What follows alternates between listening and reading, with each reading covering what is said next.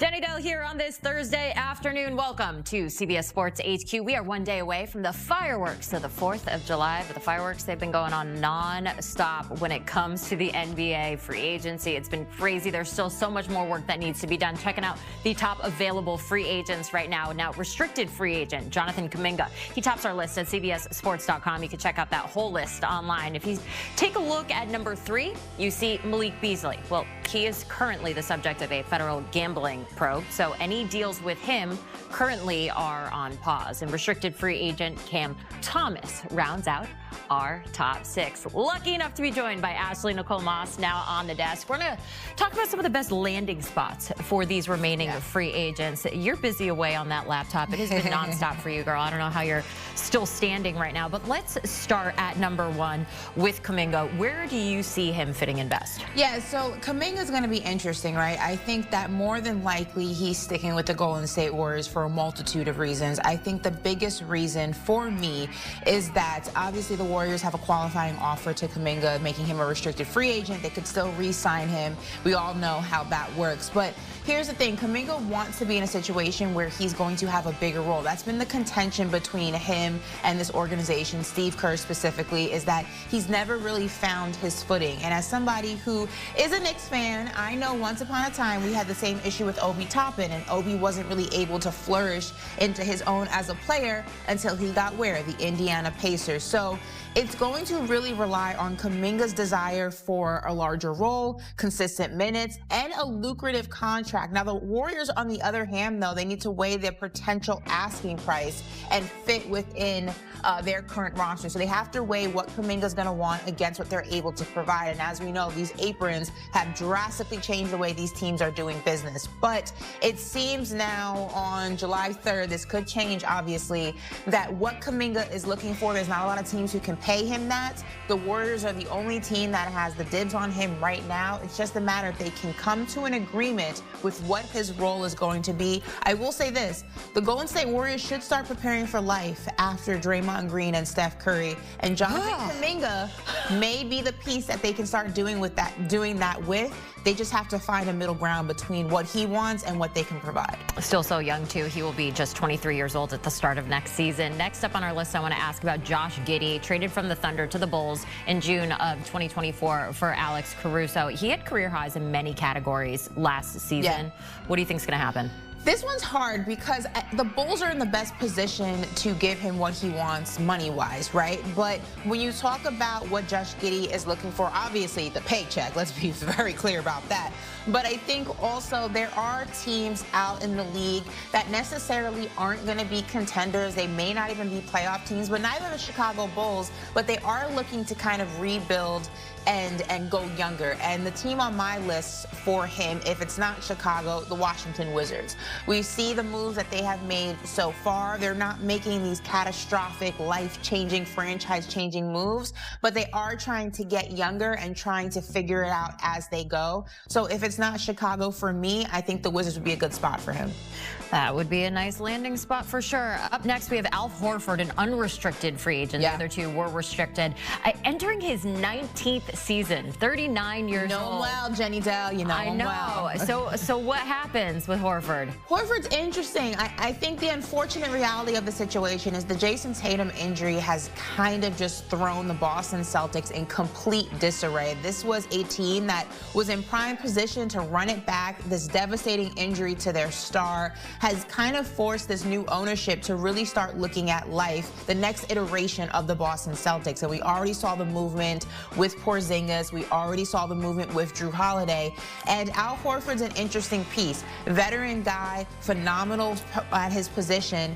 In Boston last season, averaged 9 points, 6.5 rebounds, 2 assists, 42% shooting from the field, and almost 37% from the three. I think his shooting would be ideal for the Golden State Warriors front court with Butler and Green. And he's also a guy that's not going to cost you a lot of money. You could pay him the vet minimum, maybe a little bit above that. It's not going to put the Warriors over the edge. We already know the Lakers are probably out of this conversation after signing DeAndre Ayton. I think if it's not Boston, it's probably the Golden State Warriors. That would be the best fit for him. Any concern with his age getting up there a little bit?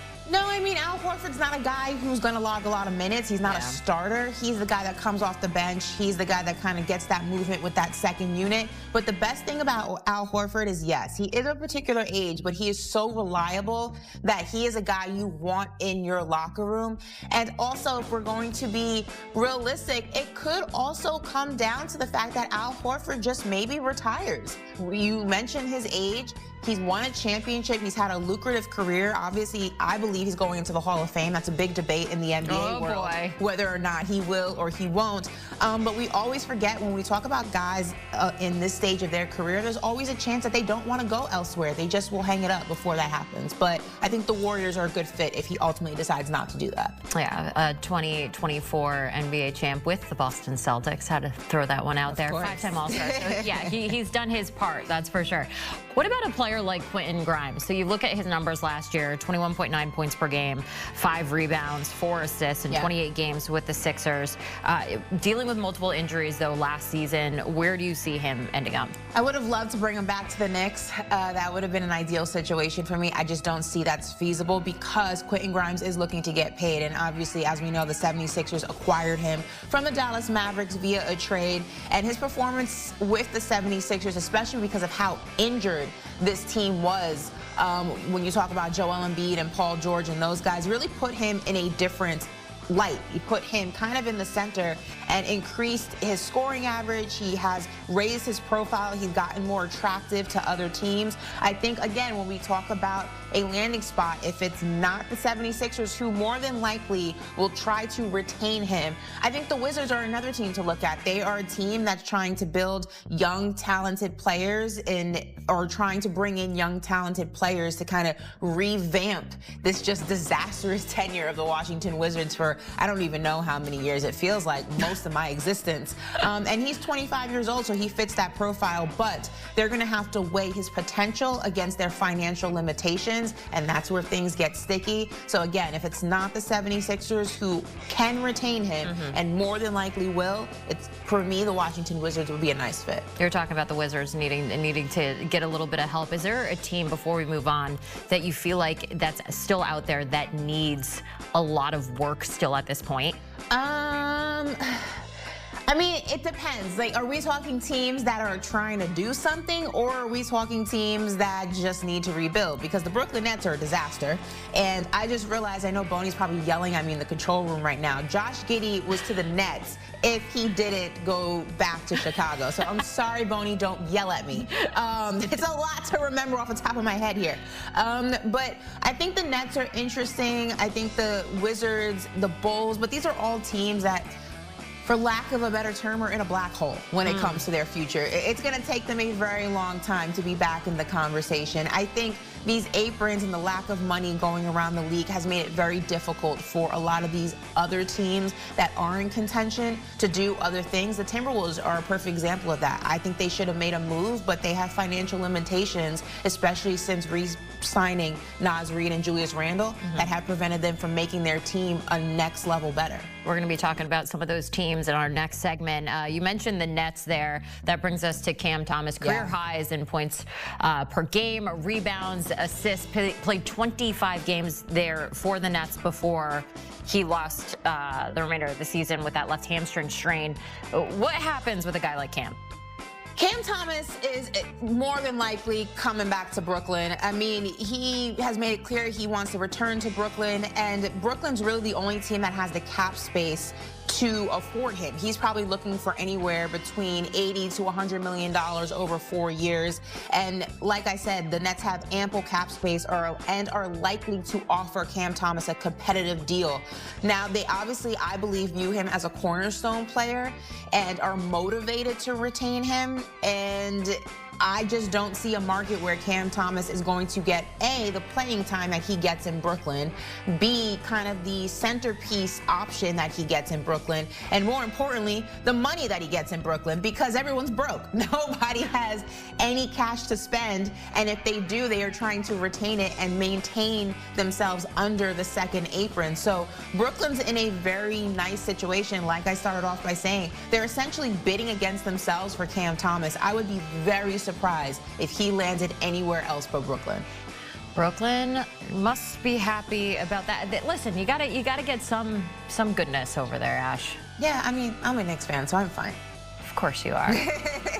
We got more coming with Ashley Nicole Moss, but you can also check her out on Triple Threat. Been an incredibly busy off season so far, even though I feel like championship game was just like a couple. It's been a lot, Jenny. Weeks ago. There's so much that has already changed. And what do we do here in sports? Well, we already think about next year. 10 teams who can win the NBA title next season. Number 1, you see the Thunder taking over that top spot, followed by the rest. And we are ready to break down this list with our Ashley Nicole Moss because, you know, it's just something fun that we do. We talk about these projections, and then we can go back at the end of the year and see how we did. And I feel like I did call OKC right this season. You did. Just saying. So we're going to start from 10 and work our way down, okay? And we saw the list there, who's going to be number 1, and I would imagine you still agree that the Thunder are going to take that top spot. But let's start with the Milwaukee Bucks at number 10, okay? They waived their injured Damian Lillard. That was like a whole conversation, stretching his salary over the season to help clear space for Miles Turner. That was a big move that just went down. Talk to me a little bit about the Bucks and what you expect from them this year. So Lakers fans are going to be mad because they're not on my list and these guys are, but I'm putting them on my list strictly because of Giannis, the strength of him, and also a really weak Eastern Conference. The Lakers have a bigger task going through the West. It's going to be a different conversation to get out of that. We'll hit that when we get there. But here's the thing. I'm strictly putting this on the strength of that guy right there, number 34. And that's really the only explanation that I have if anybody can take this team. And Miles Turner is a lot better than people are kind of, been saying these past few days since he's become a Milwaukee Buck. He's coming off an exceptional season. I don't think he is a needle mover. I don't think he's going to be this drastic difference maker, but he is a talent that Giannis will appreciate if Giannis ultimately ends up staying in Milwaukee. That could change. It could change today, tomorrow, a week from now, a month from now. I don't know. But on June 3rd, 2025, give me the Milwaukee Bucks at 10. And this is, again, strictly because I have a lot of respect and faith in the big man, Giannis. I love you so much for thinking that it's June 3rd. Oh, sorry, July 3rd. It's been a long time. The girl needs a break. The girl needs a break. I remember when we were talking about the Bucks news coming out. You were like, find someone that loves you, like the Bucks love Giannis, for sure. Will just do anything to appease you and make you happy.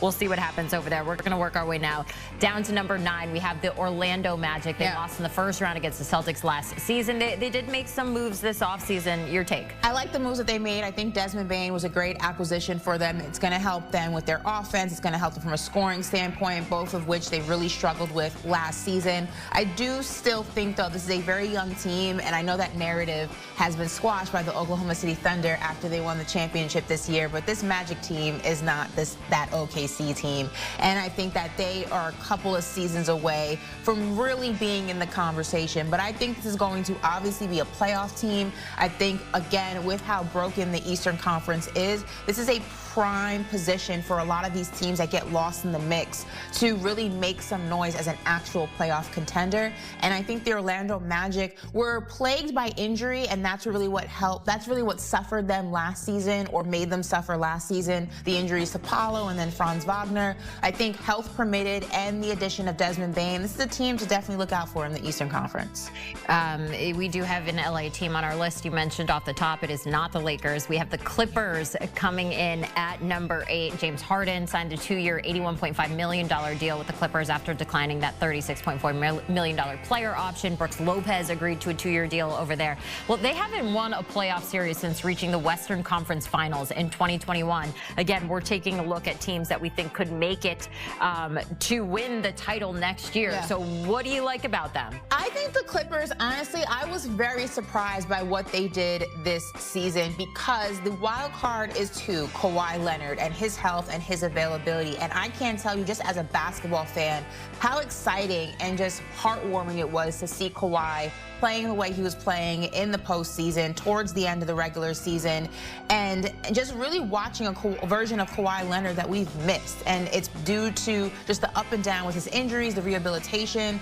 I think, health permitted, this Clippers team is a lot better than a lot of people thought earlier this season. Obviously, James Harden is James Harden. Sometimes he shows up, sometimes he doesn't. But when he shows up, man, is he special. And then again, when you get a healthy Kawhi Leonard, it changes the conversation of the Los Angeles Clippers. It changes the conversation what this team can do, and it changes their ceiling.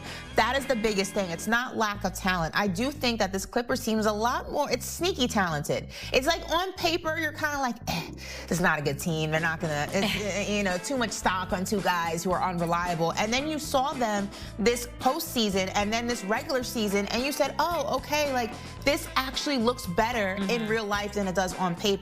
But it's all about Kawhi and how healthy he can stay. But I'm going to give them the respect of putting them at number 8 because of what I saw this postseason. The respect is there. Number 7, we have the Minnesota Timberwolves. They re-signed Naz Reid. We talked about that off the top. Julius Randle for that combined $225 million contract. Added Rudy Gobert, whose extension kings in this season. And the T-Wolves have $334.5 million committed to their bigs, and that's even after trading Towns away. So talk to me a little bit about Minnesota. So Minnesota's tricky for me because they didn't get better. They stayed the same, which is not the worst thing, especially when you talk about a team that was in the playoffs this season. But you always want to try to get better. But you always want to try to get better, and you definitely want to try to get better in the Western Conference. And my concern about the Minnesota Timberwolves is, look, Anthony Edwards, phenomenal. Every season he gets experience under his belt is better for Anthony Edwards' development as a player and as the leader of this Minnesota Timberwolves team. And I think the chemistry,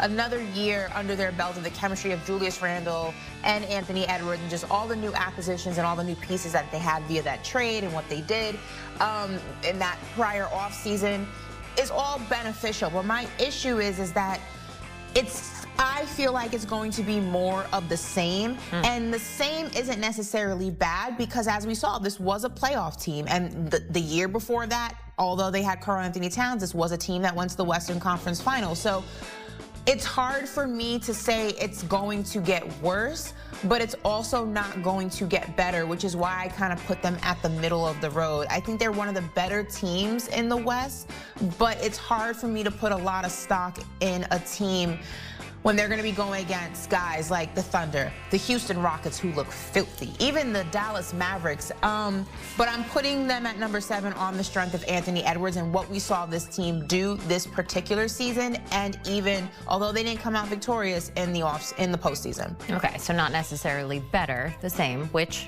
could be. That's why they're in the middle of the road. They're not the bottom, they're not the top, they're in the middle. They're, 7 in the middle. At number 6, we have the Hawks. Now, they spent the past few summers trying to kind of create a roster around Trae Young. This offseason made a big trade for Kristaps Porzingis over there, but you look at what they've done in the past. They finished as an 8 seed in the East last season. Why do you like them this year? In the Eastern Conference, this is, in my opinion, the 3rd best team in that conference after the Cavs and after my New York Knicks. And when you talk about what the Atlanta Hawks have been able to do, they've been really struggling to kind of find the right team for Trae Young. It's been a lot of a revolving door, if you will. There's been a lot of turmoil, right? It was the DeJounte Murray situation that didn't work, and they got to trade DeJounte, but there wasn't a trade market for Trae, and it was just trying to figure out the pieces that can work with him. And you bring in Alexander Walker, who's a versatile player who contribute on both ends of the floor, offensively and defensively. Luke Kennard, you see him there at the bottom, signed a 1-year deal. He's a reliable scorer and a shooter to add to their backcourt. You obviously have Kristaps Porzingis, who can help stretch the floor when he's healthy. You know what he can do. Former Boston Celtic, also former New York Knick. He's been around. But with these additions, I feel like the Hawks have really filled multiple roster spots, and it added a lot of two-way players, giving them more flexibility, more depth. And I said this yesterday, and I will say it again. This is the best team that Trae Young has had his entire tenure as a Atlanta Hawk. And if he can't get it done with this team, he's the problem, not everybody else. No pressure there. I do want to ask about a player you just said gets around quite a bit. Yeah. Porzingis. He has missed 65 games over the last 2 seasons. Is there any concern level with just his health? For sure, and there's always been a concern level about this with Porzingis. This is not a new thing. It was an issue in Dallas. It was an issue in Washington. It was an issue in New York. It was an issue in Boston. And now, more than likely, it's going to be an issue in Atlanta. The better option here, though, or the silver lining, I should say, is that Atlanta does have a lot of pieces that maybe they won't feel his absence so strongly, but it's definitely a concern. This is a guy who deals with injury a lot and has in his career. You always say your best ability is your availability. Your availability is your best ability. Absolutely. That's right. Yeah. We're going to look at number 5 now, right in the middle of the road. We got the Cavs. They lost in 5 games against the Pacers in the Eastern Conference semifinals last season. Some of the moves they made: Sam Merrill returning on a 4-year deal. They're adding Lonzo Ball via trade with the Bulls. Yeah. Larry Nance Jr. agreed to a deal over there. What are your thoughts on them? I had to put the Cavs at number 1, although in my head and in my heart, it's the New York Knicks. But look, the Cavs were the number 1 seed in the Eastern Conference. They were plagued by injury at the worst possible time. That has nothing to do with talent and everything to do with luck or bad luck. As Phil Jackson said it best, winning a championship is part talent, part luck, and the luck has to do with health. But they're bringing everybody back. They're also adding talent in Lonzo Ball. I think that this team could have went further, should have went further than they did. I believe that a lot of people thought they were going to knock the Pacers out and make it all the way to the conference finals, possibly even the NBA finals. And it was a health issue, not a talent issue for this Cleveland Cavaliers team. So for me, that's why I have them at the middle. When you look at some of the other teams, you'll see why. But I definitely have them atop the Eastern Conference as the number 1 contender to make it all the way. This next team at number 4, I feel like needs no introduction. We have your New York Knicks. The big news coming out yesterday, I believe that was, that they are going to be hiring Mike Brown as the next head coach. Ash, take it away. Yeah, so we're still waiting for the official signing of Jordan Clarkson. Jordan Clarkson's going to be great because he's one of the best bench scorers in the NBA. You saw that when he was with Utah, won 6th Man of the Year in 2020, 2021. Averages 16 points, 3.7 assists. He's going to be great because you'll be able to bring him in those closing lineups and really help Brunson when it comes to late game playmaking. It's that scoring punch off the bench that the Knicks have been looking for. There's already a lot of gems on the bench. One, you need a coach who's going to go to him. That's why Mike Brown's there.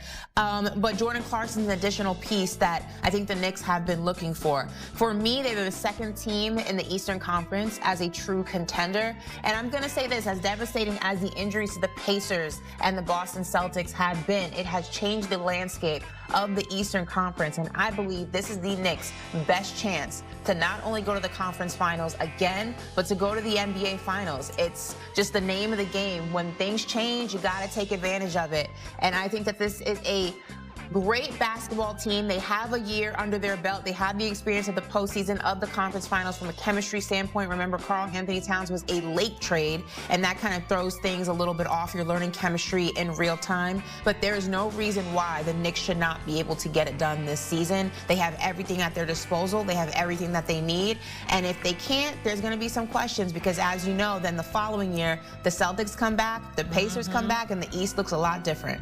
They are your top contender in the East over there at number 4. You have your New York Knicks. We're going to go to the West now for the top 3, and we're going to start with the Rockets.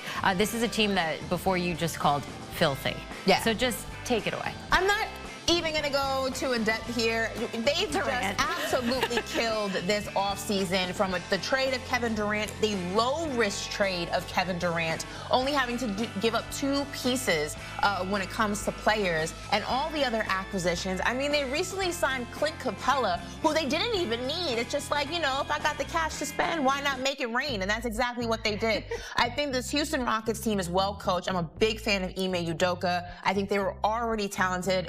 Western Conference, 2nd seed. You add Kevin Durant Durant. You add just a lethal scoring machine that's going to help not only uplift the other guys he's playing with, but it's just going to give them that punch, that offensive punch that they struggled with. This was a team that did really well defensively, sometimes struggled offensively. Kevin Durant changes that for me. Definitely changes things. You know that they're going to be just a winner this offseason by that deal alone. That's without question. At number 2, the Nuggets. Trading away Michael Porter Jr. to the Nets for Cameron Johnson. That was one of the headlines over there.